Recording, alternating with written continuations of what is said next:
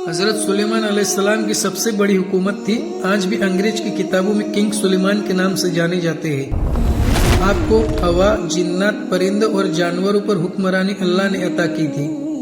Story को आगे बढ़ाने से पहले आपसे एक गुजारिश है कि हक को फैलाने में हमारा साथ दीजिए, चैनल को सब्सक्राइब करके।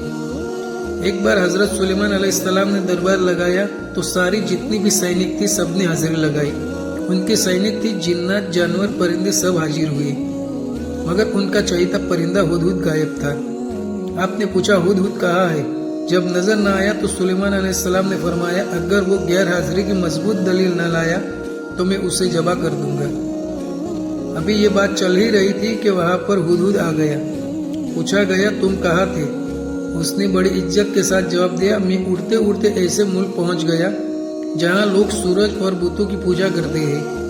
उनकी एक रानी है जिसे वो बिल्किस कह के पुकारते हैं।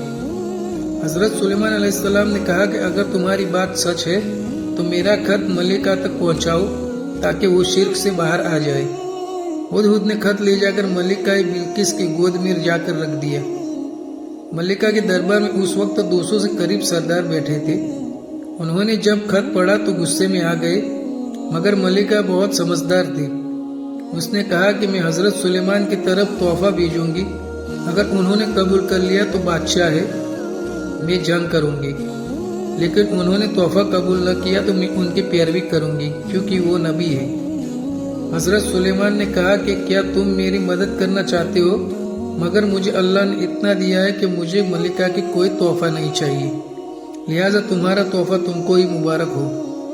और सुनो, तुम्हारी मलिका से कहना कि हजरत सुलेमान एक जबरदस्त लश्कर लेके आ रहे हैं। जब ये खबर मलिका को पहुंची तो ये समझ गई कि ये अल्लाह के नबी है। वाकई में मलिका बिल्किस एक समझदार मलिका थी। उसने जंग के बजाय हजरत सुलेमान को मिलना पसंद किया।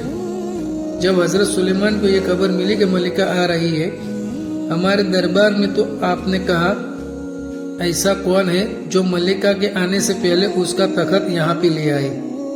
एक शख्स बोला कि मैं ले आऊंगा। आपकी पलक झपकते ही और तुरंत तख्त हाजिर हो गया।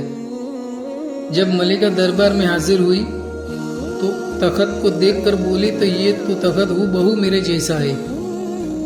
और भी मौजिज़े देखे और बोली, ए मेरे परवरदिगार, मैं सूरज की पूजा करके अपने आप पर जुल्म करती रही और मैंने सुलेमान के साथ अल्लाह की इतायत कबूल कर ली।